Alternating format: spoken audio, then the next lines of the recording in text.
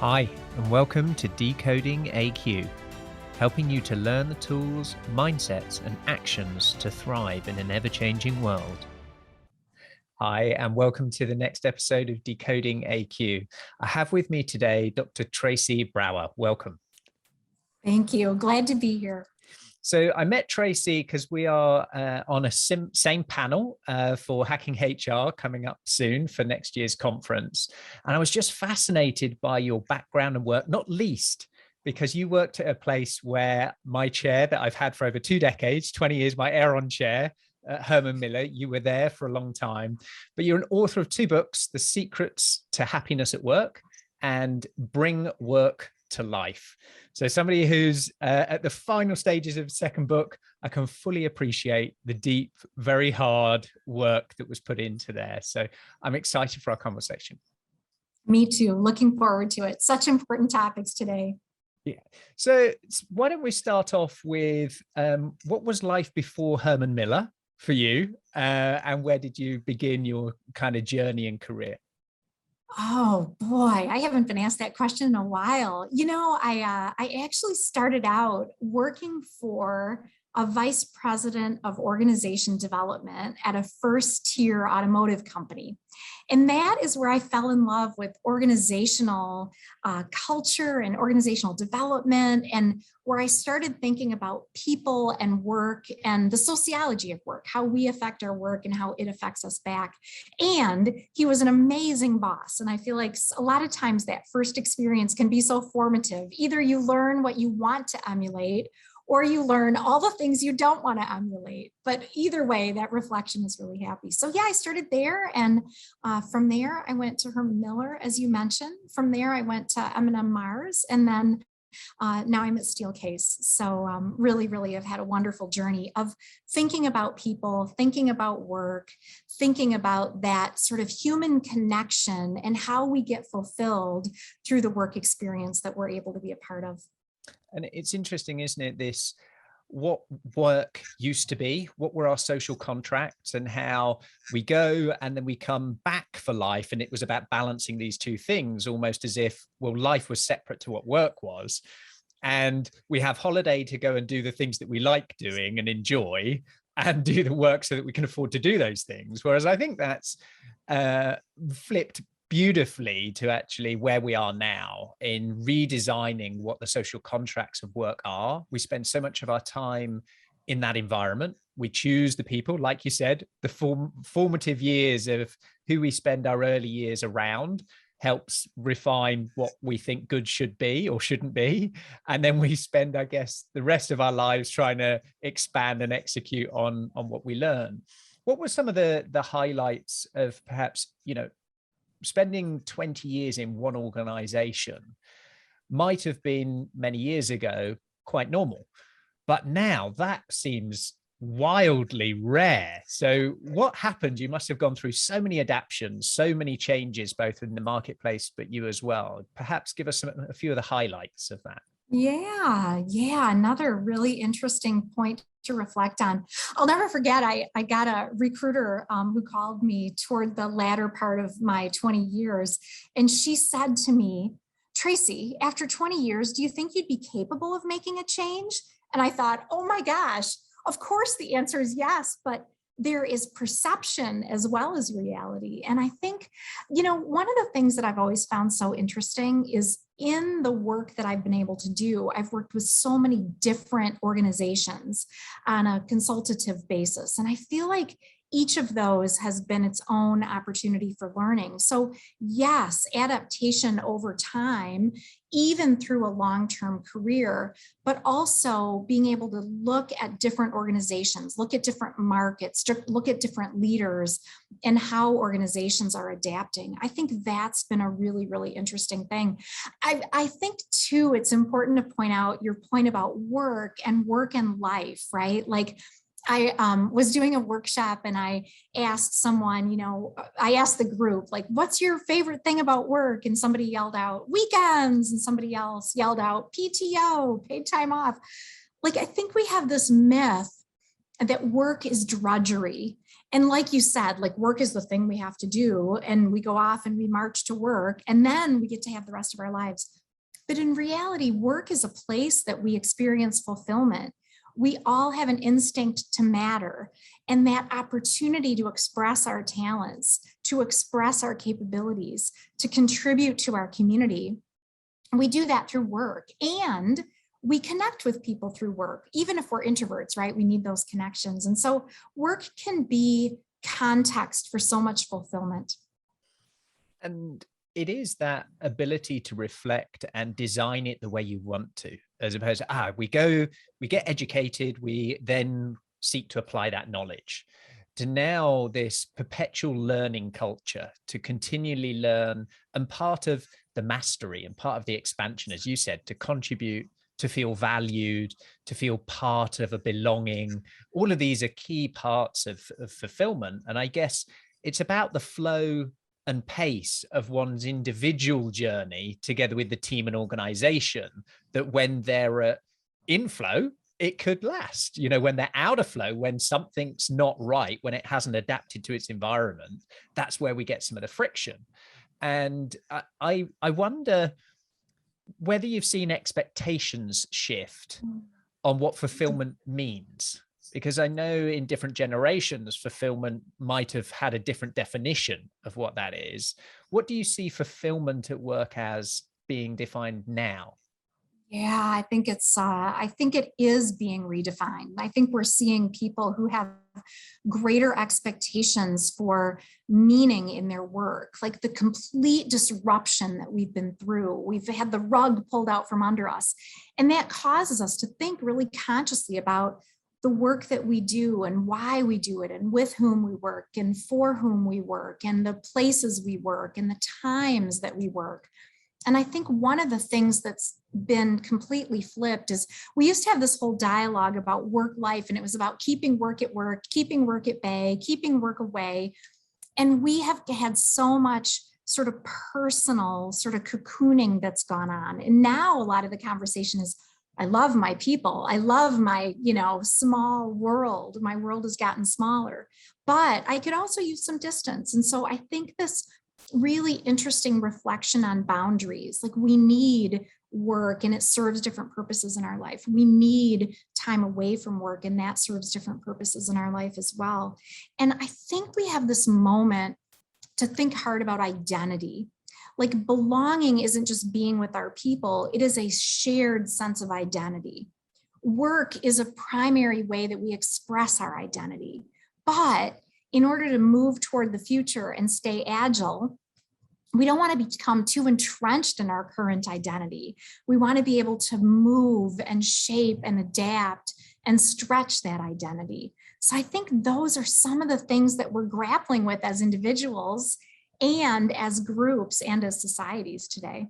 And it can be quite, the same coin has on one side excitement and on the other side fear, from wanting to belong, seeking that through stability, and then being fluid, of not being defined by my identity, my job role or whatever it may be, and that might be disconcerting and fearful for some, because I've talked about it on many interviews. It's sort of the second thing we ask somebody after their name. Oh, so what's your name? So what do you do?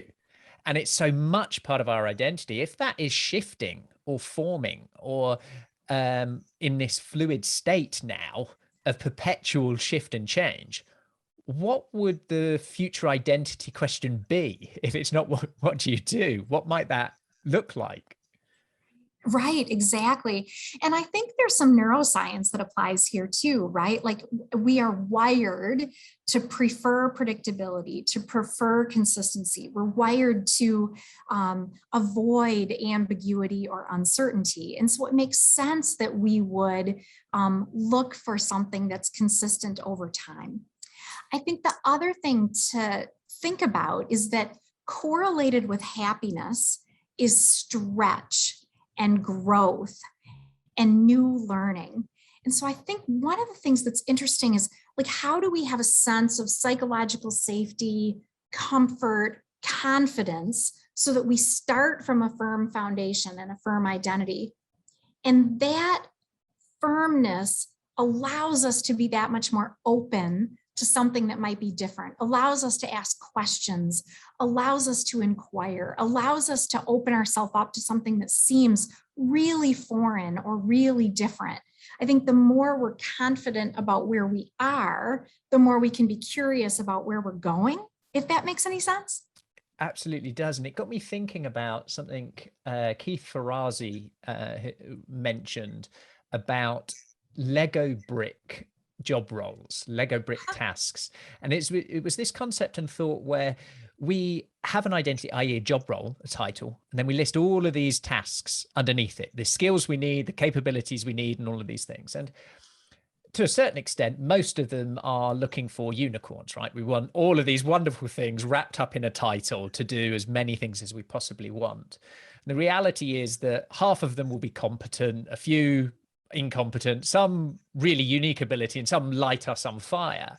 And this view of maybe we come as a set of capabilities and desires and what we're learning that can be applied in so many different ways that, well, Yes. am I a learning designer? Am I an educator? Am I a coach? Am I a designer? Am I a mentor? And it's probably yes to many of these things, but does that fit under a traditional job role? And then how are we performance measured? How are we rewarded when we're going to be, I think, much more in these grays of how we overlap? And so I think the challenge in the future of work is a new way of collaborating, where it's not just about multidisciplinary of different departments or different job roles, but it's allowing people to contribute in a way that might be outside of what you would perceive their normal contributions, and people to surprise themselves if, like you said, you have psychological safety, you have this base, you have this almost playground to explore. And I feel that's what we're going through, is this transformation of exploring what work really means. Yes, I think we are absolutely exploring what work really means. And I feel like we are at this interesting moment of, we've talked about gig economy for a long time, but usually we think about a gig economy outside of traditional organizations. And I wonder how we think about a gig economy inside of an organization. How do we create cultures where people can volunteer, take initiative, swim slightly outside of their lane, try something new? I think the other thing that is interesting is that we will choose work for its content. And I think we will increasingly choose work based on who we get to work with. Like, I think it's going to be about networks and connections, and that can occur within organizations and outside of organizations. And I like to say, as we're thinking about our current identity in terms of our work and the place we want to stretch, it's really smart to think about like a 70% rule or an 80% rule. You figure out the percentage you like, but like go for the thing where you have 70% of the capability, right? Your future of work is probably building on the competence, skills, talents you have, and then being able to stretch. So maybe I'm brilliant at HR, but HR is fundamentally about like understanding people and creating context for success. Well, gosh, I could probably apply that in marketing. I could apply that in sales. I could apply that in a communication role. So I think it's interesting to think about like what's core to my skills and my talents and my suite, and then what's core to the work that I want to do and the direction that I want to grow. So we're not always looking for the perfect match on day one. We're looking for a 70 or 80% match, and then we're going to stretch from there and grow from there. And that creates organizations where people are learning and where the organization is learning, growing, adapting, moving toward the future as well. And I guess that points towards this challenge of both reskilling and upskilling. So upskilling in terms of getting better at what you're doing, or reskilling in terms of a horizontal move to maybe both of these are stretch, but they're in different directions.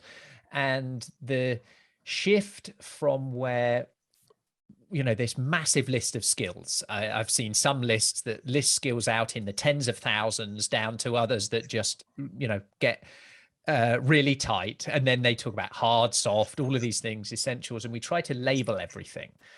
And this challenge of, well, the future of work, what are the skills we need? And we see all these big companies giving out these reports, whether it's McKinsey or World Economic Forum or various things, coming out with what are the skills we need.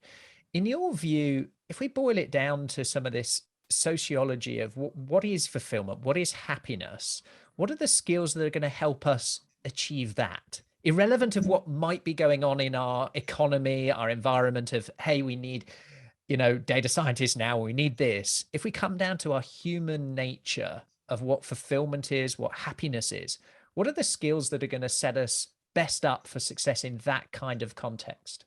Yeah, that's really great, because it's not any one job. It's not any one type of work. It's the condition around that. And if we strive for happiness, we're statistically less likely to accomplish it, right? It's like sand through your fingers, because it focuses you on not having enough, and it focuses you on you, which is negatively correlated with happiness. Focusing on others is positively correlated with happiness. But I think if we look at creating, instead of pursuing happiness, creating the conditions for happiness, purpose is critical, right? So there's a skill about seeing the big picture, and there is a competence in thinking about your role toward the big picture, your unique contribution to the big picture, and thinking about that value chain. I contribute to him, and he contributes to her, and she contributes to them, and on to the final person who gets the value of our collective work. So that skill of looking for the big picture and then being able to think toward how we contribute to it. I think that's a skill, almost like a skill of relevancy, or a skill of being able to articulate your own value in the context of the bigger picture of value. That's one. Another way that we create the conditions for happiness is through connections with other people. I mean, it is fundamental to our well-being. It's fundamental to our physical well-being, our emotional and our cognitive well-being, to feel connected, even if we're introverts and we just need a few deeper connections. And so I think there's a skill around empathy. I think there's a skill around building rapport. I think there's a skill around openness to others and openness to others' points of view that may be really different than mine. Another element that's correlated with happiness is learning and stretch and growth. And we've talked about that, right? How do you have a skill of looking for that next opportunity, looking for that thing you don't already know, a skill of pushing ourselves outside of our comfort zones? I think those all matter in terms of the future of work that we find to be most fulfilling. And the last thing I would say is, I think there's a skill of reflection, because no choice is perfect. I think we have this myth about, like, if we choose the right job, we'll always be happy. It'll be bonbons and butterflies, right? Well, happiness ebbs and flows, of course. And the biggest thing is alignment. Like, what do I love to do? What do I have to do? And the more alignment there is between those, the better. So there is a skill of reflecting on what's most important, and then an ability to kind of look with real sort of objectivity at the place we are, so that we can align and adjust for greater alignment over time. And it's interesting when you talked about happiness and the view.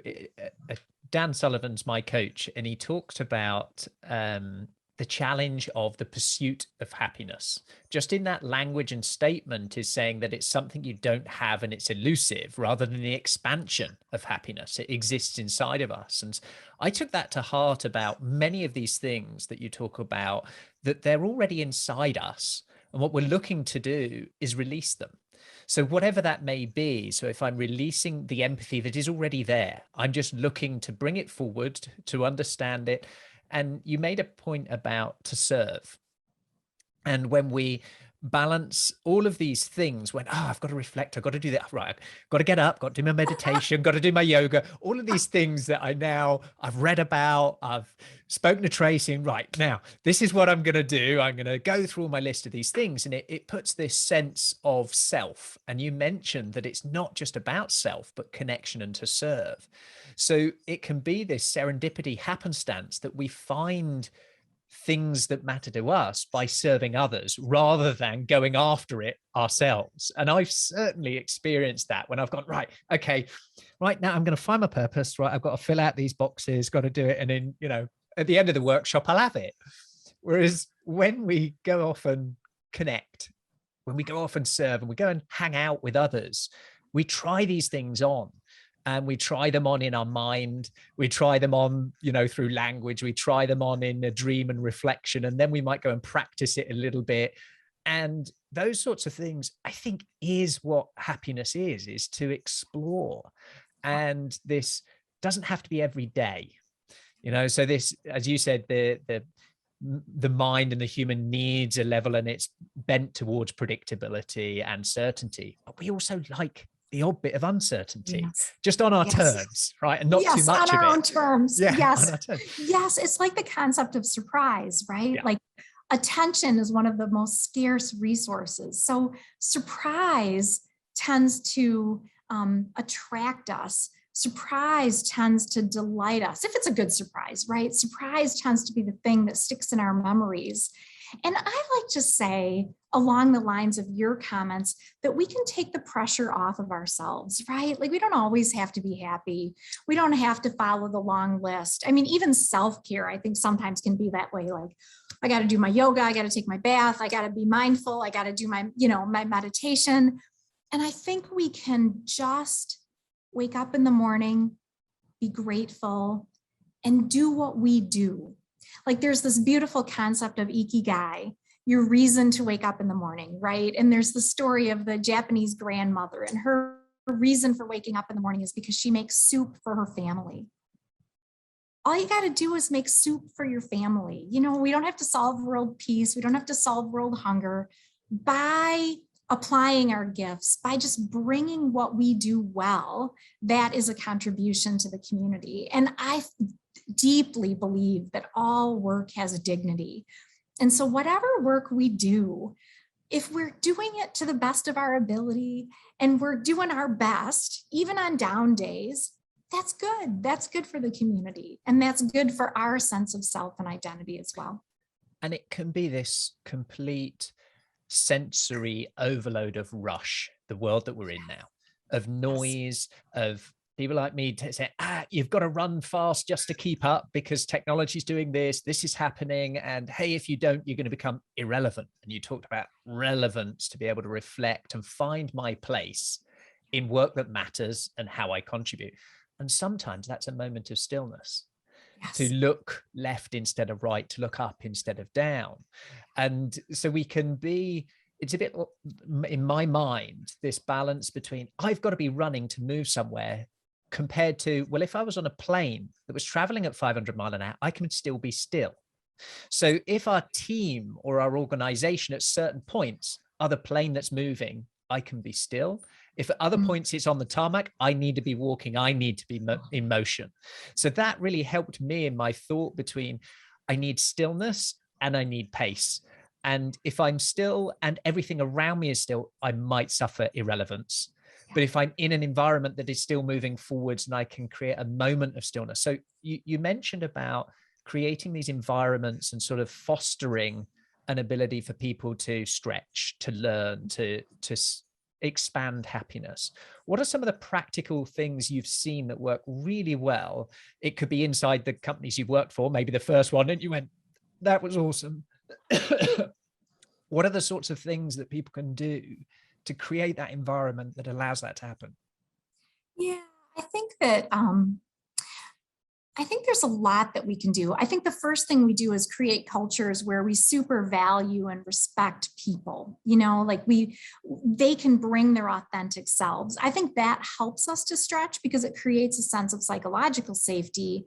And then from that point of strength, we can reach out and kind of take a risk, right? We can go out on the branch because we know the tree is really strong. So I've seen organizations that really work on asking people for their opinions, seeking diverse opinions, really having leaders who demonstrate value of all different kinds of employees by giving them flexibility or flexible options.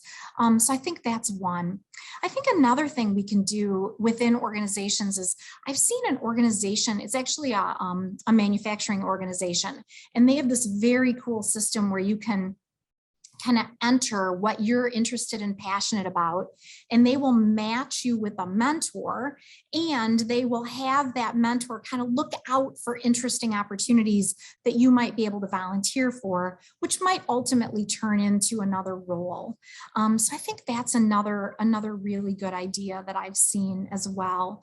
I think there's another way that we can stretch and learn and grow, and that is by even doing volunteer work outside of the organization. Like, one of the things we know is that when we're happier in our work, we tend to perceive more happiness outside of our work, and vice versa. If we do things outside of work that we really enjoy and are fulfilling, we perceive that our work is making us more satisfied. So there is something too about feeling connected to our communities, not just our community within our organization, but outside as well. So organizations that provide those opportunities for people to do volunteer work as a team, or to do take time off from their workday to do volunteer work once a quarter. And the last thing I would say too is organizations that create the opportunity for people to come together and support each other. I mean, the old-fashioned way to think about this is like affinity groups, but more and more, I think we're seeing that as organizations see that well-being is more central and more strategic and more holistic. And as we're seeing mental health challenges over the last couple of years associated with distance and social isolation, we're seeing more of those groups spring up, right? Like, it's the young parents group who are losing sleep with an infant and they can support each other over a quick lunch hour. Or it's the employees who are struggling to support elders who may be facing dementia. Those groups that bond us with each other, those groups that help us create social capital in terms of the webbing and netting where we're supporting each other, I think those are also organizational ways that we can reinforce happiness and reinforce some of the conditions for happiness. It led me to a little idea listening to you there. I, for many years, worked to help organizations in their innovation program. And I'm sorry, I've got a real tickle in my throat this evening. Excuse me. And one of the kind of the first steps, as you said, was this, okay, we want diverse ideas. We want to hear your voices. What they then struggled with was, what do they do with those voices and ideas, right? Because it's almost this double-edged sword of, oh, great, we want your stuff. But then what happens in the tumbleweed after if that idea, if that voice didn't hit the mark, if you didn't frame it correctly in order to invite what you wanted in? All of these challenges is that you can almost isolate more by saying, we want your ideas, and do nothing. So I wonder if linking that idea you mentioned about this, wanting to connect with a community with similar views, similar thoughts, whether it was about a particular disposition, what if it was about thought processes or things that mattered to them, like you mentioned, mentors or various things, that when they're contributed, there's ways in which you can connect people who are thinking the same thing. So if it might not be the right time or hasn't hit the mark to what might get buy-in from management or whatever it may be, is it could gain more momentum through those conversations of voice that would spark off, whether that sparks off into a startup somewhere else because they just weren't listened to, happened so many times, whether that's Netflix or Blockbuster or whatever it may be, to actually being able to connect those voices that might just go unheard, I think could, whether it's even acted upon, would that help with happiness to be heard around other people that have similar ideas, or would that make it worse if it then didn't happen? I'm interested in your thoughts. I love your thinking. I think it is all about being heard, whether we're heard by small groups or another person, right? Like that one other person who can hear us and validate our ideas. There's some wonderful research on innovation that talks about how privacy is critical to the innovative process, because every new idea started out as subversive somehow, right? Like, hey, what about this? Have you noticed this? Maybe we're not getting all the way there with that. right? Like you need that quiet conversation, literally, figuratively, with a colleague, to be able to say, hey, what about, right? And there's that testing process where we need trust and psychological safety. And I can kind of reach out to you and go, what do you think about this, Ross, right? Like we all need that moment. And I think it's less about accounting or counting ideas. The very first company I worked for was super participative. It was this amazing culture of like valuing people and valuing competence. And one of the ways that company manifested that was through this ideas program. And so the ideas program was you would write down your idea and you would put it on a piece of paper with a pen in the olden days. Send it off to Santa. Yeah. Right, exactly. Yep. You would put it in a box, like with boxes on walls, right? And then there was this whole process of like logging the ideas and tracking the ideas and getting back to people on the ideas. And it became this administrivia more than it was about a culture of sharing. And the culture was great. It really was about sharing as well. But I think we can get away from how many ideas and how do you share and what do we do with the ideas, and more toward a culture where we feel free to speak up. We feel free to challenge what's in the room. We feel free to bring new information that we might have uniquely from our point of view. Those are cultures of innovation where we feel free to bring our ideas that may be really different and maybe a little subversive, either in the group or with some trusted colleagues. So I think there's this close relationship between trust and innovation, between risk-taking and psychological safety and innovation. But you study that deeply, so you can tell me. I'm interested in, as you know, the scale of ambition and the level of what matters gets us more and more fired up. So whether it's about climate change or whatever the thing is that fires us up, we then have diverse voices and opinion. And often that's where there's friction points, right? And so we talk about, yeah, we want to do that. And we want people to say, what if, and try these things on. How can we get better at having those courageous conversations with people that are different to us? Because that, again, is a huge opportunity for innovation, but it's a lot harder. It's very easy to go, oh, Tracy, let's hang out. And we're buzzing away because we think in the same abundance mindset, or we have the same things of thoughts, of values. What if they're different?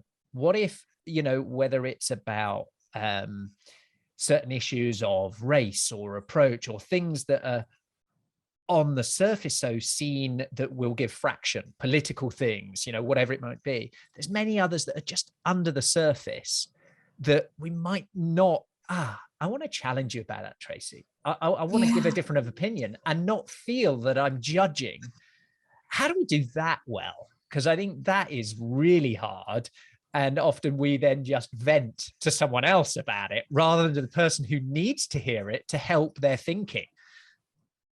Yeah, if there's anything that keeps me awake at night, it's this. It is this.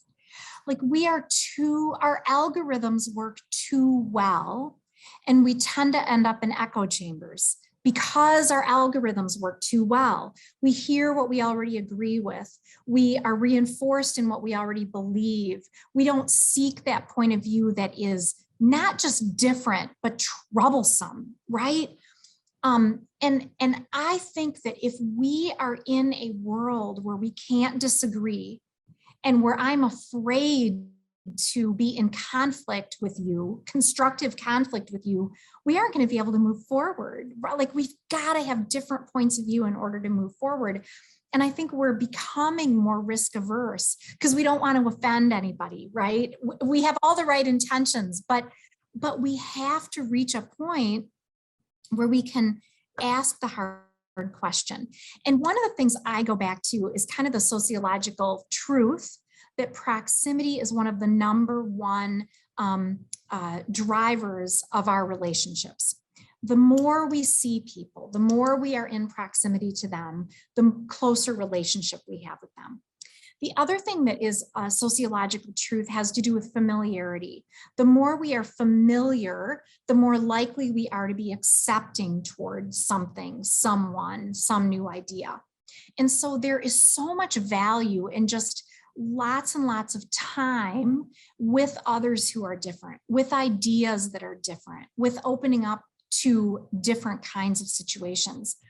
And I think we need to also think really expansively about our connections, because when we're super connected with others and when we're building those close relationships, we release oxytocin, which is the feel-good chemical. It's the thing that bonds us to each other. But the underbelly of oxytocin is that it bonds us to our people and it makes us protective, and it tends to push away people that we perceive to be different or threats. And so the more we can not only seek to connect with people who are like us, but seek to learn more about people who are unlike us, the better off we will be. And there's some evidence that sociologically, we grow more as a society when we look for commonalities rather than looking for differences. So it's this interesting dynamic tension. We want to look for ideas different than our own, but we also want to reinforce commonality so that we can hear each other, so we can listen to each other. I think that is one of our number one challenges that is fundamental to everything else politically, in terms of different points of view on you name it. So if we are what we eat, in work, we are who we hang out with. So yes. If we're very conscious about who we hang out with, that is feeding that part of us, that part of releasing oxytocin, of going, okay, I'm familiar, we think the same, all of those bits. But maybe we also need to, like my wife at the moment is going for these cold showers right in the first sort of 30 seconds to try and wake up the body. And it's totally the opposite of what she loves, right? It's got to be a hot shower, got to be a hot bath. And maybe we need to prepare ourselves and go and dip in the cold shower and go into those environments, because it will foster more acceptability from that immune system response. So if it doesn't look like us, doesn't think like us, it goes push away, to maybe going, let's go into that. Oh, I do have some commonalities. I do have some things. And we then might be able to see through different eyes. And I think this is an exciting area that is going to naturally form, because we're becoming more aware, more connected, and more questioning, because we are, in a sense, forced, whether it's through pandemic, to rethink playbooks, to rethink stuff, but also from the sense of many of us are living in abundance. Yes. And, we're becoming living longer, retirement as a way in which to make space for the younger generation to have jobs, redefining what that looks like. What is our work plan if we're going to be all living to 120? What does that look like as our next iteration of who I might become? And my future self could be totally different to who I am today. And I can figure that out by hanging out maybe with different people, by going and exploring. But maybe sometimes I need to come back to regain my, that jarring cold sensation, and then go out again. And I guess that comes to stretch, right? Of being prepared, ready. Do your warm-up exercises before you go in the ring of that, because otherwise the immune system will slap you in the face. You'll end up in an argument and you'll go, I'm off. Whereas if you do your stretching, do your work, get into that environment that allows you to, okay, I just might be a little bit able to hear. I might be a little bit better at listening rather than jumping straight in. So you've got me thinking on a few ideas in a few areas, because our work is to make sure no one's left behind. And ensure no one's left behind, it's not about everyone being equal. It's about everyone having a future that's better than their past, whatever that context is for each individual and their relevancy. What I'd like to finish us off with, Tracy, is one of these things that we've been working on is this concept of unlearning, and to stop doing certain things that are no longer relevant.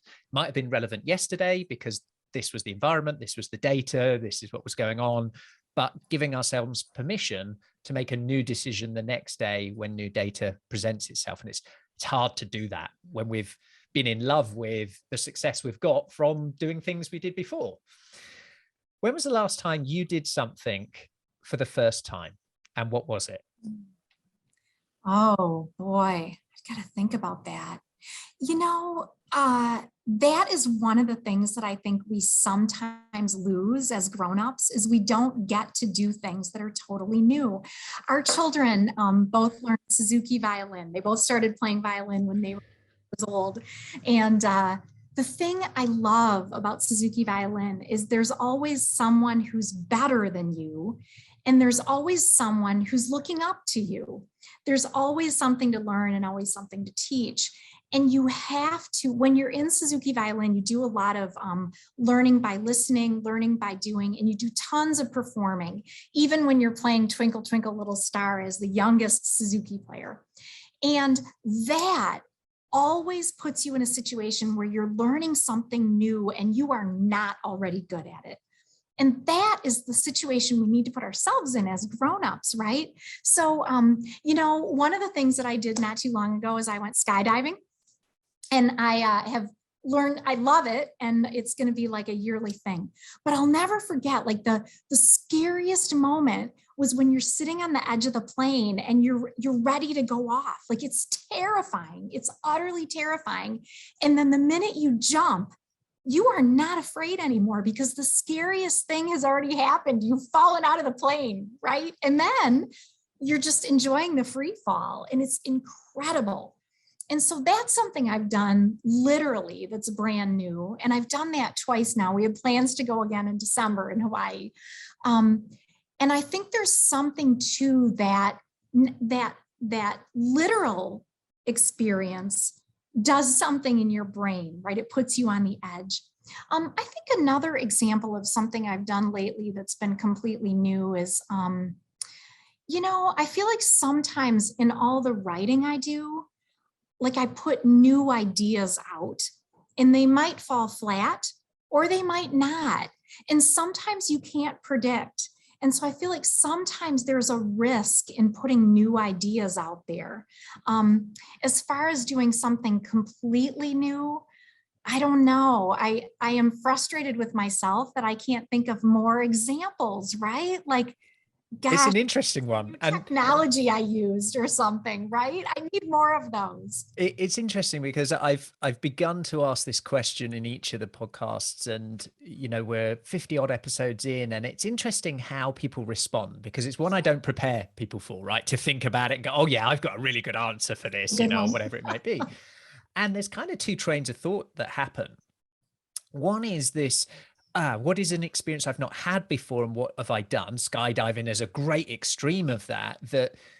One of the common threads is the thought of something brand new is often more emotional and more scary than actually the action of doing it. But also a few that have intrigued me is where someone's done something that they've done many times, but they did it in a new way. So we can think about, is it the extreme that we have to find to do something new? Or can it be the same thing, but we've put new glasses on, we've put new lenses on in the way that we've approached that, we've turned up in a different way. So that's similar more to about your writing. So writing, you do lots of writing, these sorts of things, but I might do something new in my writing. I'll put a new idea in. So I think there's this idea of when we're children, we have the highest curiosity because everything's brand new. And as we get older, we sort of narrow to what we like, what we don't like, all of these sorts of things to get, you know, go deep, to then jumping off to go in what a reskill might be to an upskill might be, to where's the tangent in the middle that might be something that surprises us, that it was the same thing we did before, but in a new way. And I think that's where there's some real opportunity to rethink that it doesn't necessarily have to be the extreme. That can help just with the immune system response to prepare us for, I'm going to look at that, I'm going to reflect and find a new way. And I can explore that through conversation, through technology, and to release us from holding on too tight to these things. Anything, is there a question that you would have loved me to ask you that you would like to ask yourself for people who are dealing with change, dealing with leadership and teams, going through this, you know, reimagination of what work looks like? What do you wish I would have asked you, Tracy? Oh, you've asked so many good questions. I guess the one thing that I think is important that we remind ourselves of is how empowered we are to create the future. It's not about kind of waiting for the conditions, it's about creating the conditions. And I think to remind ourselves about our extraordinary influence. Sociologically, the main way that we learn is through watching other people, listening to other people, experiencing other people. And so we all have such an influence on each other, on the future, on our choices. And so it's about agency and how I create my own conditions, but it's also about my responsibility, my obligation to the community. And that is a beautiful thing. That's not a bad thing. That's a good thing in terms of the influence we each have. So those are the things that I think are important to consider as we consider the future of work. I think that's a lovely way to end, in that this explosion of influence and influencers, and the thought that these are these mythical beasts that magically get huge following that then influence, to the reality is we all have that power to influence ourselves, to the people around us, and that it is an obligation to influence in a way that we want to design what the future looks like.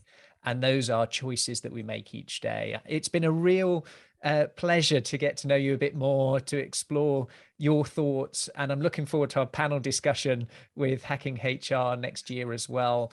And I've ordered your book already, so it's added to my huge reading list, and I'll look forward to doing that, because I think this concept of what work is, how we design it, and the new contracts that we evolve, we're in this beautiful recreation phase. And that is a real gift for us to have. And I want to just express my gratitude and thanks for your time today, Tracy. And I look forward to building our relationship. Thank you so much for having me. It's been wonderful. I appreciate it. Do you have the level of adaptability to survive and thrive the rapid changes ahead? Has your resilience got more comeback than a yo-yo? Do you have the ability to unlearn in order to reskill, upskill and break through? Find out today and uncover your adaptability profile and score, your AQ. Visit AQai.io to gain your personalized report across 15 scientifically validated dimensions of adaptability. For a limited time, enter code PODCAST65 for a complimentary AQME assessment. AQai, transforming the way people, teams and organizations navigate change. Thank you for listening to this episode of Decoding AQ. Please make sure you subscribe on your favorite podcast directory, and we'd love to hear your feedback. Please do leave a review, and be sure to tune in next time for more insights from our amazing guests.